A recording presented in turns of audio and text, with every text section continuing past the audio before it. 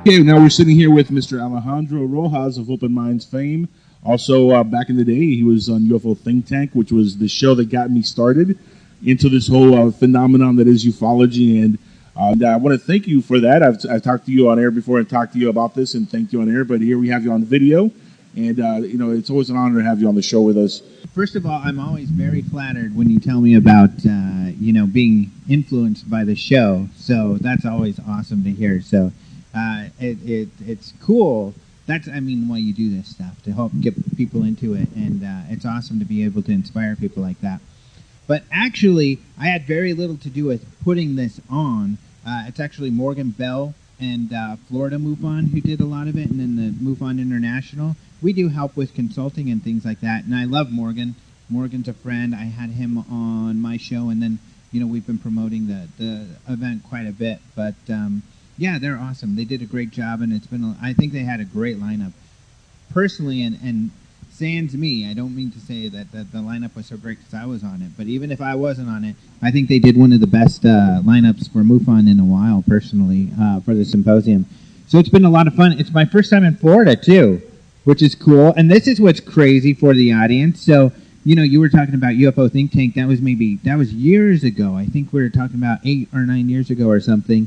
And this is the first time we've met face-to-face, which is so funny, even though I've met Seth face-to-face before. So, pretty awesome. I saw your lecture earlier, your talk, and it was amazing. Tell the audience a little bit about what you brought to the 2016 symposium this year and what you talked about in your speech. Because I sat in and I'm telling you, I was glued to everything you were saying. It was, very captivating, to hear the history of, the way the governments have handled this topic over the years. It's just, to me, it's sometimes scary, sometimes laughable. But most of the time is very interesting because, they all kind of have like a different angle, a different take. Some take it a little bit more serious than others. And, over the years, with your topics that you've handled on your own shows, how have you come up with such a grounded, amount of material to talk about, especially with what you did here? And talk a little bit about what you actually presented here for MUFON this year. It's funny that you say that because I was thinking about it, and when I was able to approach, putting together talks, it's kind of like we get to be kind of like the Netflix of ufology because Netflix, when they started producing, they looked at what is out there that they're streaming, and they looked at what are the gaps, what is the type of thing that people like to hear about, and then they started producing shows using that sort of metrics. And we're able to do that too since we put out, we do the UFO Congress, the largest conference. We get to see what people like. And since I've got so much information coming across my desk every day, I'm able to see what are people not talking about that are important and where there's a lot of great information. So this is one of them. I think the international organizations, UFO organizations, because there are UFO organizations that are backed by their governments, often when we bring these people from these other countries that are involved, like General Bermudez, who is the head of the group in Chile, CEPA, they come and they talk. We've brought people over from France, but they talk about their procedures and policies, and you kind of don't get from their talks what you really want is, why are you guys doing this? How does your government allow you to do this? And so that's the kind of stuff I compiled for this talk.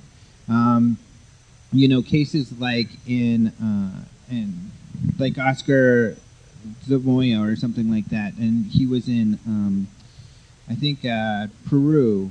I get them all jumbled up in my head, but this is a case, for instance, where the military goes out in the morning every day. They get their orders. They do these parade kind of thing. It's a formal thing. So you have thousands of these military guys, and over one of these bases, this UFO appears, and they scramble a jet to chase it. The pilot shoots at it.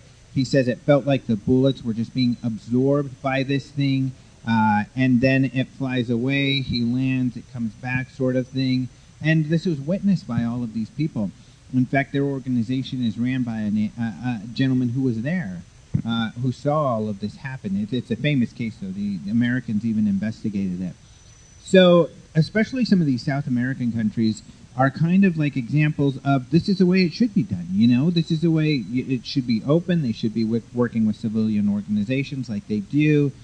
And it makes a lot of sense. It's like, well, this is obviously the way you should do it. I think when it comes into the laughable parts are some of the aspects of when the Americans did it, or when Canada did it, or when the UK did it, which I overview at the beginning of the talk, even though I focus on the existing agencies that exist right now, because, they all kind of just explain it away, and it's more of a PR issue to close it. And when you look at the details, such as, the Condon report is very similar to the UK government when they closed their UFO desk, which is only in 2009. They first released a lot of cases and their files, and they say, look, there's the cases, there's the files, there's nothing to them, so we're closing the doors. And lots of people are happy with that. But when you actually look at those cases and you look at those files, they're fascinating. They are, very many multiple witness cases with military, very many cases of objects being chased by jets. They race away, they outpace the jets, and then they're gone, that we can't explain. And so obviously, the cases don't really reflect what they're trying to tell us they reflect. What's interesting about that as well, and why one of the reasons it's important to review that, is France. They started their UFO research organization in the 70s. It was started by a guy who worked for CNES, which is like their NASA, and they were receiving the UFO files from the gendarmes, the National Police Force, and he analyzed those. But he was influenced by the Condon report, because he thought, well, I'm gonna read this report and see what they came up with, because they're saying this report justified them closing their UFO investigations. However, when he looked at the report, he found the opposite was true, that the report really indicates that there is a phenomena that should be paid attention to. And that's what inspired him to investigate UFOs and the French files, and that's what inspired the whole JPON, the French UFO research organization that still exists today, to be started. So, yeah, I think it's all fascinating stuff. The cases are fascinating. The French case that had kind of inspired the original UFO research was back in the 60s, and this was a case where this large thing, a couple objects flew over Tenerife, is the name of, is what the French call it, the capital of Madagascar. They estimate 200,000 people saw this. A lot of people, tourists and shoppers that are out in the town and out and about because it's a big tourism place.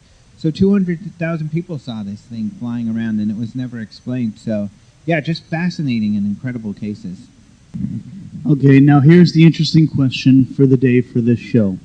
With all the speaking engagements that you do, and with all the information that gets put in front of you, is there anything in particular of all the incidents that you hear about, or that you also already talk about, that has happened during 2016 that really stands out to you as a empirical proof, or something you just can't deny, or something that just really comes to the forefront of all the incidents that are being reported this year? It's a great question, and it's important. I actually often ask myself that question when I'm thinking about the radio show or stories to write, because especially the media, mainstream media, like to hear about here and now, what's happening here and now.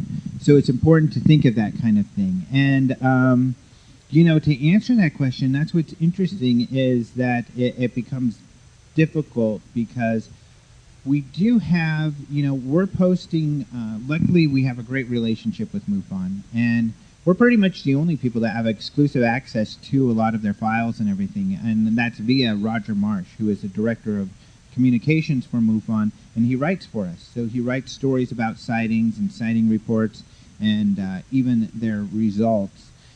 And so there are some interesting videos, but, lately there aren't as that I can think of as great or solid of cases. I think one of the difficulties with this sort of thing is that, especially when it comes to the military, our military, they don't disclose any of that sort of thing. And what's funny about that, people ask me, we even talked about it earlier, I'm not necessarily on the conspiratorial end, but it depends on how you're defining conspiracies.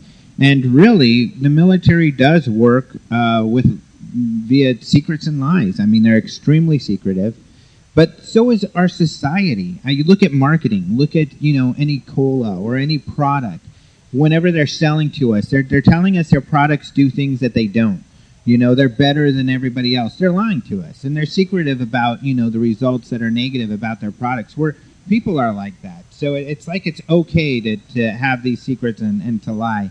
And the government works that way as well. I mean, so we never find out what's going on. And they're highly, highly secretive. So we don't find out about the good cases going on anymore. And they don't share that sort of things with us. So we do have civilians with interesting things, and we do have some interesting videos out there, but nothing I don't think that's really that I've seen this year that I can think of now that's jaw-dropping or confirming something. Would you say it's getting harder and harder also to take into credibility a lot of the videos that are posted because of the way CGI is, the way how easy it is for somebody in their basement to create a really authentic-looking alien, as we've seen on YouTube several times now, or videos of ships flying around? It's just become so much more easier these days. So it's a lot harder to actually take something like that you see on YouTube, for example, and see it as a credible thing. On all name names of sites, and people always get really upset with me when I do this, and you'll probably get some feedback when I do this now. But the problem is, you're right, it's easy, and there's people who have hobbies doing it because you can make money at it. There's Secure Team 10. And I'm sorry, guys, Secure Team 10, at first he was very open about how these are just videos for fun. They're not real. He even said that at one point, but then he took that video down. No, this is Secure Team 10.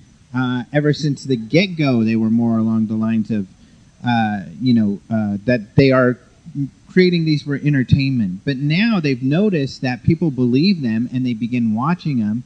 And really, it's hard to necessarily... it's not cool because it does put out stuff that's not real.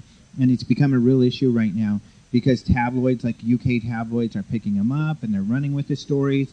And then sometimes those even get picked up by American media, even though they don't do their research to find out that this guy's a hoaxer.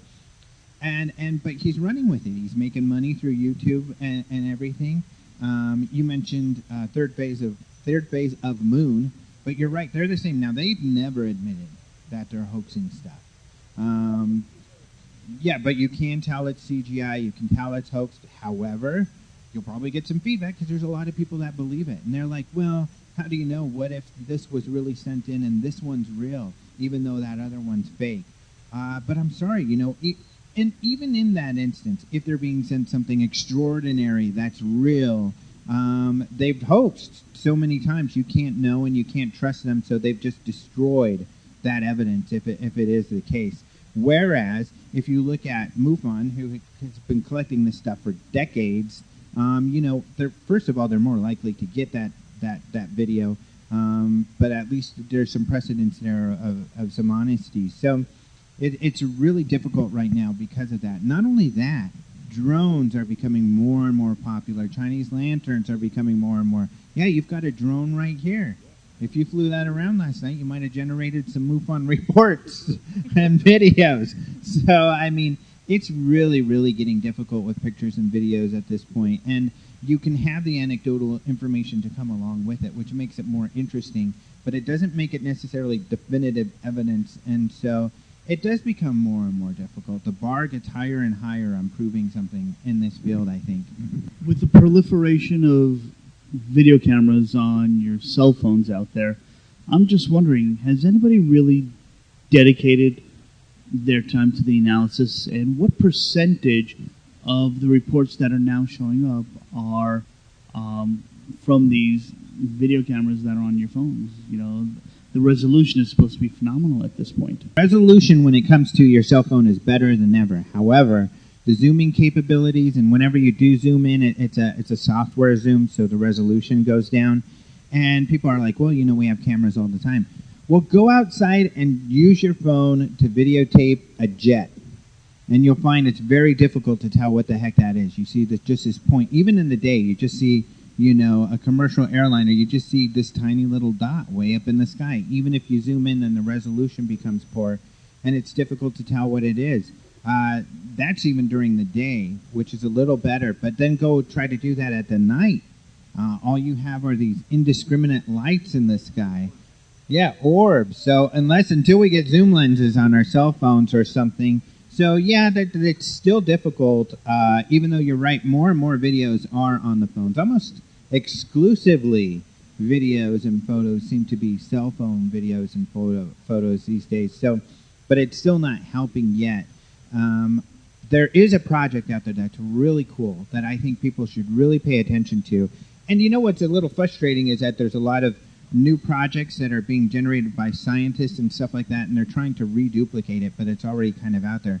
There's a guy in the UK, a software developer, who developed a software called UFO Detector. And you can go download this for free. It's open source, and it turns your computer into a UFO detector. So you just point your camera. It's actually independent to some dude in the UK. Oh, similar to SETI or something. But what you do is you put your camera out your window, and then this thing is like a motion detector. It'll record the video when something's moving in front of it, and it's smart enough to learn. So it will be able to self-recognize that's a plane, that's a bird, so it can identify things for you. So it's a really cool software, and it's funny because I was sitting in a meeting with some of these organizations, like you've probably heard of UFO Data or UFOTOG, these guys who are trying to do that sort of thing, and they're like, well, we're trying to develop software, and it's like, well, it's already out there, guys. But I really encourage anybody to go do that because they've captured really cool videos of like meteorites and things like that already, and they have gotten at least 2 or 3 videos that are a little bit mysterious. So that's something that people can do right now. All of your listeners, any listener can go download that UFO Detector. Just Google that and you'll find it. Well, let's expand upon that a little bit. You know, for the Skywatchers out there, is there anything else that you, like a certain camera or a video camera that's really good to kind of help record UFOs? And mostly for the Skywatchers, because I know a lot of times, well, yeah, any that's cost effective, or maybe that's not, because you never know with these Skywatchers. I mean, some of these folks have money to burn and they don't mind doing it. Like our friend Bill, the Skywatcher, who does live Skywatches every weekend. And we did one a couple nights ago while here in Orlando, and we captured several objects. It's live on YouTube where he does it, and I mean, he does this on a weekly basis, and he usually captures really authentic-looking things in the skies. So, I mean, people do have the resources sometimes. Well, no, I was just going to say, when it comes to the cost-effective, you want it to be cost-effective because, like a trail camera for trying to catch your Sasquatch or your Bat Squatch, you haven't heard the Bat Squatch story, but you'll get to. We'll tell you in a little bit. But you want to make sure people don't walk off with your camera. Well, yeah, cost effective is a big one actually, because not everybody has the money to spend a couple $1,000s for a piece of equipment. Not only that, not everybody has like a spouse or significant other who's going to allow you or be happy about you spending that amount of money. It's funny because the spousal issue is always an issue, especially with attending a conference. Often people are like, "Oh, I'd love to, but my wife won't let me," or vice versa. It's sort of a funny thing. So, yeah, as far as a cost-effective, the UFO detector is free, so that's awesome. Other than that, unfortunately, I think infrared is great. Night vision is really cool, but they are really expensive. There's one that's not too expensive. I think it's around $900. I can't remember what it's called. It's like a Nighthawk or something. However, we have a couple stories. This is what's funny. We have a couple stories of sightings that have been caught with that. One of them is in Tucson. Unfortunately, Tucson Mufon debunked that one. He was able to go down there and reproduce everything and figure out what it was. However, there's a guy in Toronto, Charles Lamoureux, and he has a bunch of equipment that he uses, and he uses one of these cameras. It's not true night vision, and it's color, but it is it's a night collecting video, so it's really good for recording at night. That's a really cool camera. But what's so funny about it is when you go to the manufacturer's website for this camera, they've embedded like some of our Open Mind stories and videos in the story to say, hey, use this to go capture UFOs.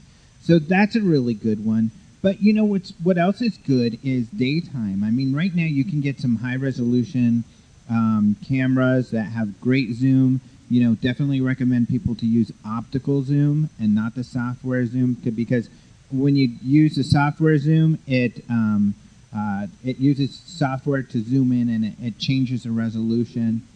It dilutes the picture. It changes the picture, because essentially your camera is just guessing where the pixel should go and what the pixel should be like. So it's distorting the view. But there are some really high optical zoom cameras out there that aren't very expensive. And, unfortunately, though, it takes sitting outside with your camera for a long, long time. So, the people who get the best stuff are just people who are outside doing this for a long time. And but I don't know, the best bet right now, I think, is nighttime with the night vision. I think some of those are really, really cool. And a good place to go for that, to plug my buddy Ben Hansen, he has a night optics night vision store, and he's got a lot of stuff there, including things you can attach to your cell phone to videotape.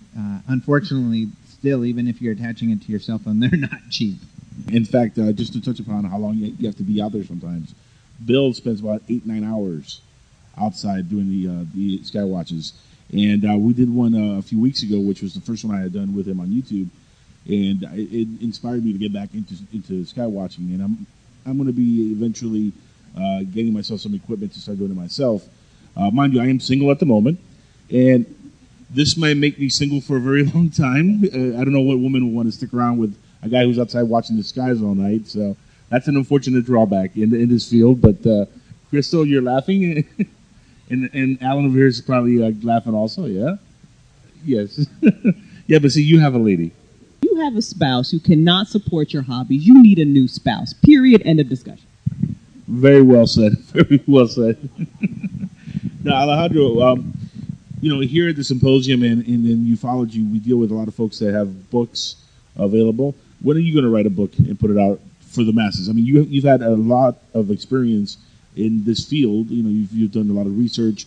You're very well versed with Mufon Open Minds, of course, which is a great organization. When are we going to get an Alejandro Rojas book? It's funny you should ask, but and the reason is it's not because I have one out or coming out that soon. Yeah, it's that the talk I did today, I've been developing a book on. So what's great is that the symposium. The Mufon Symposium, one thing that they do is that you're supposed to write a paper for the symposium proceedings, which is really cool because a lot of these papers are great. So I spend a lot of time detailing everything that, and you get more detail in the symposium proceedings than I was able to present, and you get all my references, and that can be difficult because what's great, I write on a regular basis, and writing a smaller piece, I'm always using references because I want to make sure, check myself, and I want to reference credible sources. And that's what becomes difficult in this field because often you follow a story to the source and you find the source is either crap or it's not as substantial or credible as you think. But like what I talked about all today is from governments or personal interviews from my colleague Antonio Huneas, who also wrote for Open Minds. So luckily I wrote that out, and that kind of serves as an outline for the book. And I've been working on putting it together for a long time. It's just that I'm focused on daily news and putting out news on a daily basis, so it becomes hard to focus on something like that. But I'm starting to have some more time to focus on that, and I want to get that out there because I think it's important. It's kind of following on the heels of Leslie Kane a bit, because some of this is she had some of these people in her book. And her book was so important and influential to the mainstream scientists who have come out and talked about in support of her book and the credible research and people who have talked about it. So that's probably going to be my first book. I am working on it. I've already had some contact with a publisher, a bigger publisher. So I'll probably go that route. I've also researched self-publishing and micro-publishing, but my point is not necessarily to make the most money off of this book. I want it to go out to the most people possible. And so hopefully the Alejandro Rojas book will be out soon. I want a signed copy. That's all I'm saying.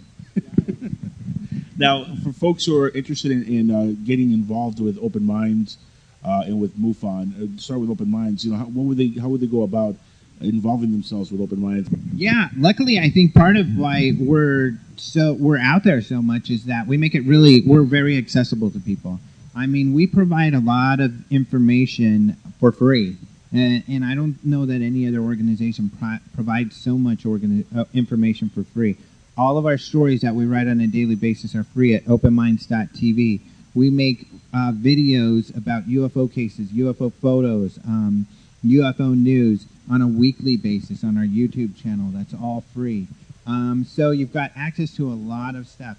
We do have contributors also on our website, and I love to get contributors. Now we try to stick to a high level of journalistic integrity. So we just don't want opinion pieces. We want pieces that are well researched or no fluff, and we want it to be fair. It's unbiased, and you've got to present both sides. So, for instance, I'll even... we can't provide the alien's point of view. Here's an example, though. And this is a bit controversial. And I'm going to go there, but what the hell? Larry Warren, because this is one that I've seen lately. People writing on Larry Warren. Well, there's good there, and there's bad. This is one of the Rendlesham witnesses. And there are less flattering issues related to Mr. Warren out there.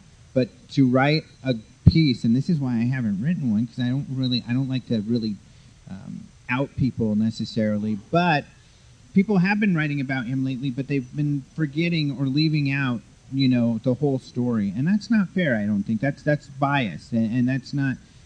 if we were to write about that, I would ask that someone, be unbiased. And you got to write the good and the bad. You've got to give people the full story. We don't like to give people their opinions. We like to share the information in the most pure and honest way and let people come up with their own opinions. That's what journalism is supposed to be. Of course, mainstream journalism, unfortunately, has moved away from that. But we stick to that. So we do ask that. And some people have problems kind of sticking to that. Others don't, which is great. So we've got a lot of great stuff out there. Paul Stonehill writes for us almost. I don't know that he writes for anybody else, and he'll be speaking at our next conference, but he's an expert on Russian UFO cases. So that's pretty cool. And we've got some other great ones. So we love to get people's stuff in there. We have posted opinion pieces rarely, but they're usually someone that's very significant, someone who's been in the field for a long time who has an opinion piece that's important for the field. So we have broken that rule, but that's why. But we get opinion pieces from people all the time, and it's like, we're sorry, I love that you have an opinion, but put it on your blog. That's not necessarily what we do. But we do love, input from people, and we often write about videos and sightings from people too, so that are really cool that people send to us. So we love that sort of thing, but openminds.tv is where you can get to all of this. We have links there to the UFO Congress, which is the largest UFO conference. We host that in February, and you can go to ufocongress.com. We've got half the speakers listed for our upcoming one. We'll have the other half listed in the next couple of weeks. We are kind of waiting for this event because we're making some connections and talking with some people, so... we've got, I think, a great lineup as usual coming up here. And we do have the only paid thing besides the Congress that we have is we have a new video portal where we're streaming all of the previous lectures that since we've owned the UFO Congress. So for like the last 5 or 6 years, we stream online the lectures. So it's very cheap. It's a few bucks a month. You can have access to dozens and dozens and dozens of great lectures, including lectures you're never going to see anywhere else. Jacques Vallée, he doesn't do public appearances, but he did for the Congress last year. Bob Lazar, he doesn't do public appearances, but he did for us a couple of years ago. And other lectures you're just not going to see anywhere else. And how long have you been involved with Open Minds itself? With Open Minds, we started up at about 2009, so I've been there since the get-go. I wasn't there at the beginning of the development, but I came in before we kind of launched and managed pretty much the launch of Open Minds. So we've been around since 2009, and I've been with Mufon a lot longer than that, since around 2001. I began helping out in Colorado and a field investigator out there luckily headquarters was in Colorado, so then I started getting involved with Mufon International way back then. Yeah, it was a great presentation. I really thought it was. I don't think a lot of people know how many other, government organizations are out there in different countries that are actually, taking this seriously. And it actually wasn't surprising to me that it seemed like Chile was taking it seriously most of all out of everybody. But no, it's fascinating to hear about that. So I'm looking forward to your book as well. We all are. It's funny because we talked to a gentleman from South Korea yesterday, and he was saying that the interest level there is completely like none, which is amazing to me that they have no interest whatsoever in the subject. To them, they don't even look at it as anything serious or credible, or they don't even talk about it. Do you think that there are other countries like that as well? There are definitely other countries out there like that, and one I can think of is Germany. But yeah, so there are countries that just don't really believe in it at all, or focus on it, and it's not a thing. And interesting enough, I did leave out a couple countries that I will put in the book, but I left out China and Russia, mainly because Paul Stonehill's the pro in Russia. We don't have as much access to information from those countries either. It's a little more difficult. But we've interviewed for some people from China, and there's some really interesting things that they've done there. And I'll have to get with Paul on the Russia chapter. But yeah, there are unfortunately a lot of countries out there that just don't want nothing to do with it. That's surprising that Germany is not as well, considering the Nazi Bell and the Hannibal Project and all the stuff that happened back then. Last question, because we brought up South Korea. The gentleman that we were talking to posited basically that because there are no reports coming out of South Korea about UFOs, is this really a phenomenon? What about all the countries that there are no UFOs at all? Nobody's seen them. So your opinion, just curious, is it because they're not there, or is it because people just simply aren't seeing them? What do you think? That's a great question, and I think MUFON's a good meter for that because they're the largest UFO organization out there taking reports. And, they're opening up in more and more countries. I think someone even noted the other day that, they were talking to their chapter in Sweden, and they were like, how many people can do you have? How many people can help out with this project? And he's like, me. He's not only the director, he's the one member of the group. So, but whenever you put someone in a country or whenever they have a volunteer there, then the sightings start coming in. Whenever MUFON has a bigger presence in an area, then there's more reports. So it often seems that, and when I was doing PR for MUFON, it really seemed more like whenever we got more attention, there were more reports. So it's an instance of there aren't more sightings necessarily. It's that more people are becoming aware that they can report to someone, that there is someone to report to. So I don't see any region where there aren't reports, personally. I think it's just the people just don't have someone to report to, or culturally, for some reason, it's just not something they do. They don't report that sort of thing. And what's funny is on the one side, there's the countries that don't believe in the stuff as much, and so they don't report as much. But there's also the opposite, because there are countries that feel just very passé. They're like, it's something that happens all the time. Why should we report it? It's just, we all know they're there. What's the big deal?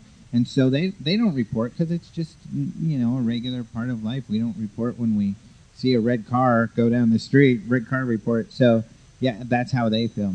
Alejandro, thank you so much for taking part of the interview here with us at Skywatchers Radio. Thank you for finally, being face-to-face and meeting you. It's been an honor and a pleasure for myself. Like I said earlier, you're the person that got me started and inspired into doing this stuff. And once again, I want to shake your hand, sir. Thank you so much for being here with us. It's been a pleasure.